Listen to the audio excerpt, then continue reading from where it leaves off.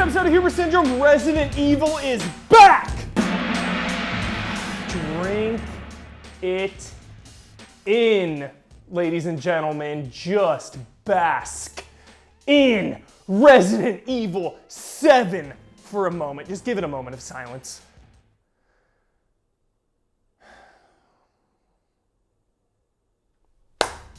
Let's get started. We got lots to talk about. So after Resident Evil 6, Capcom gives us little hints. They say, you know, our fans didn't really like the action approach that Resident Evil 6 took. They want more survival horror. So then we got a little bridge. We got a little Revelations 2, little return of Barry Burton and Claire Redfield, and it was glorious. Great game. If you haven't played Revelations 2, you know, you're looking to scratch your Resident Evil itch after you've beaten 7 9 times like most of us have, check out Revelations 2. So they kept asking the fans what they wanted, and it was always the same. It was more survival horror. And that feels so good knowing that Capcom listened and delivered that old school survival horror. So let's dive right into 7.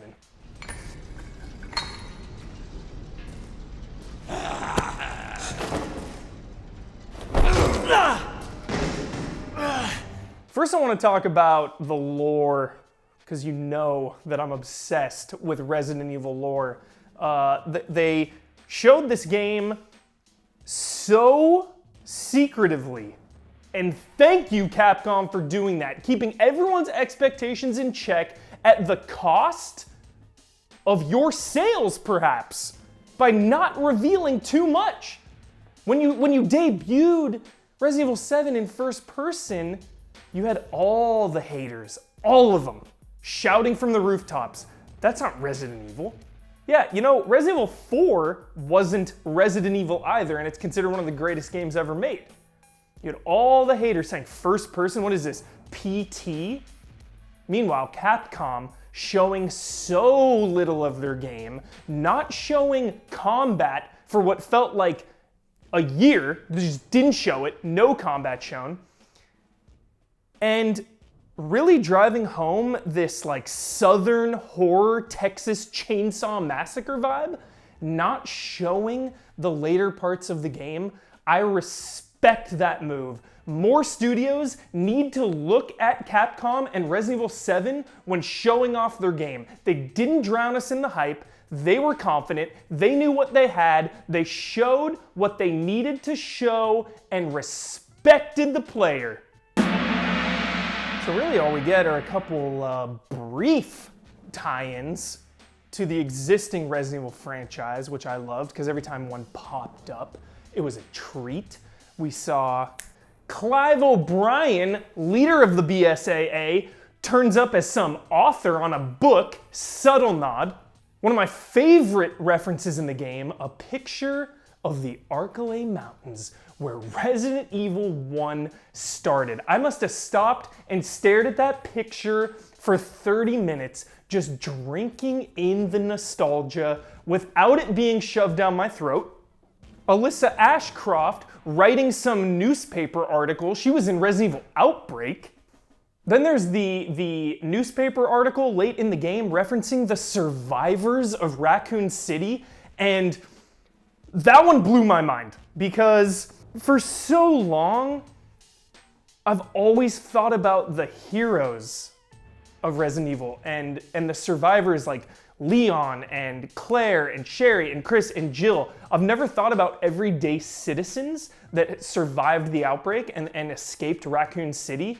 And just that little article opened my eyes to a brand new perspective of the entire original trilogy. Now when I go back and I play Resident Evil 2 or 3, I want to be thinking about just ordinary citizens, ordinary survivors escaping Raccoon City, and I love that that offered me a fresh perspective to the classics. Another one of my favorites that just touches my heart and soul is them making fun of the Baker Mansion, like who builds this stuff, and later on you find a document referencing Trevor, presumably George Trevor, the original Spencer Mansion architect.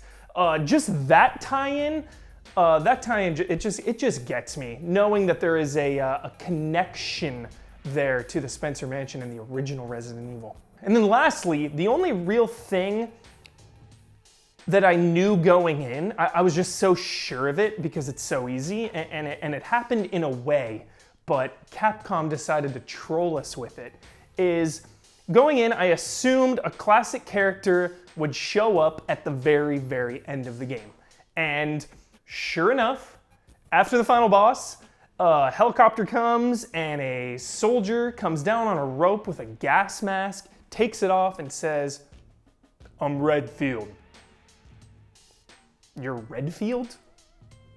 Chris Redfield? Chris Redfield's clone? Chris Redfield's brother? Chris Redfield's long-lost uncle or nephew? Or somebody else more sinister? As the chopper flies away, we see an Umbrella logo. Now, of course, Umbrella was dissolved in between Resident Evil Code Veronica and Resident Evil 4.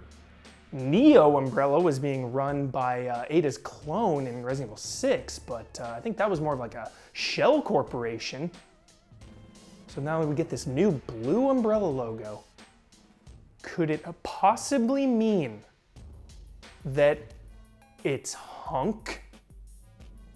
Please, Capcom, let it be Hunk. Please let it be Hunk. Resident Evil 2 Remake is on the horizon. What a perfect opportunity, just like Resident Evil Remake did, by retroactively putting lore in there. What a beautiful time to expand Hunk's role in Resident Evil 2 Remake, planting the seeds for Resident Evil 8, setting him up as the new big bad. Capcom, please, Hunk, please. Next up, kind of a 2-for-1, I want to talk about first person and VR. Whew! Motion sickness. Motion sickness at first. Eventually, as I played more and more and more, I survived the motion sickness, but it can be a little jarring. Definitely a great way to play Resident Evil 7 because I'd never played anything like that. The VR. There are moments in the game that are so VR focused, like going down in the water and it's right up to your nose. The final boss, when it picks you up and you're looking up at it. Even smaller moments, like when Mia is just behind a locked cell door with the light shining through, just peering through the cell bars. It is a very new feeling and very memorable. You know, you look at the history of Resident Evil, you look at the original trilogy, along with Zero and Code Veronica, are fixed cameras. So let's just look at it like this: like 1, 2, 3 fixed cameras, 4, 5, 6 behind the back action style, 7, 8, and 9 first person.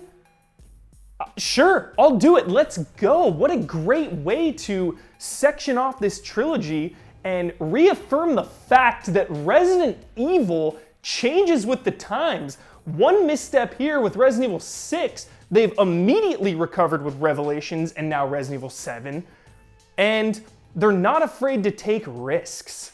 Like, when I finished Resident Evil 7, I can't imagine 8 not being first person. I'm so excited for them to expand it even further. You know, it was just such a great feeling too, because we were this new protagonist, and for so long we've been playing as the heroes of Resident Evil. We have been a fly on the wall.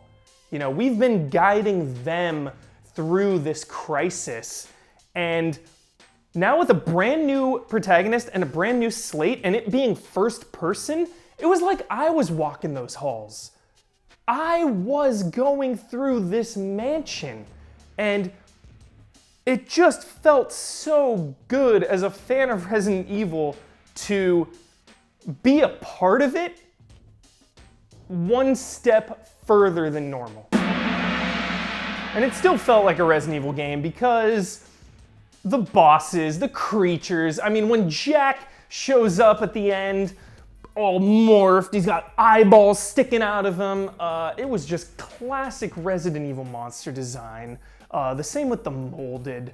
All those little traces are there throughout the whole game, you know, herbs and even item management and placement. Just the flow of item acquisition was very Resident Evil, and little puzzles like the shotgun puzzle, you know, lever-based, weight-based puzzles. It just constantly felt like they were patting me on the back, like, yo, this is Resident Evil. But at the same time, it felt so new and fresh.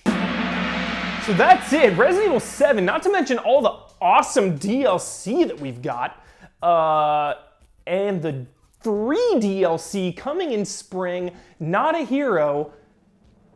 Are we gonna play as Hunk? Or Redfield's long-lost nephew? Who are we going to play as in that DLC? Only time will tell. It is my most anticipated because you've left me hungry for answers, Capcom. Oh, I'm hungry. I'm losing sleep at night over it. So that's it. Resident Evil is back. It feels so good. It was such high stakes. And I can breathe easy knowing that Resident Evil 6 is a distant memory. Thanks so much for watching. If you want to talk more about Resident Evil 7 in detail, about my review, about this episode, we'll have Talking Syndrome Saturday, 11 a.m. We are easy allies. Follow us on Twitch, YouTube, Twitter, all the social medias. We're streaming just about every day. We're Patreon supported. So if you like what you see, help us out. And we will see you next week.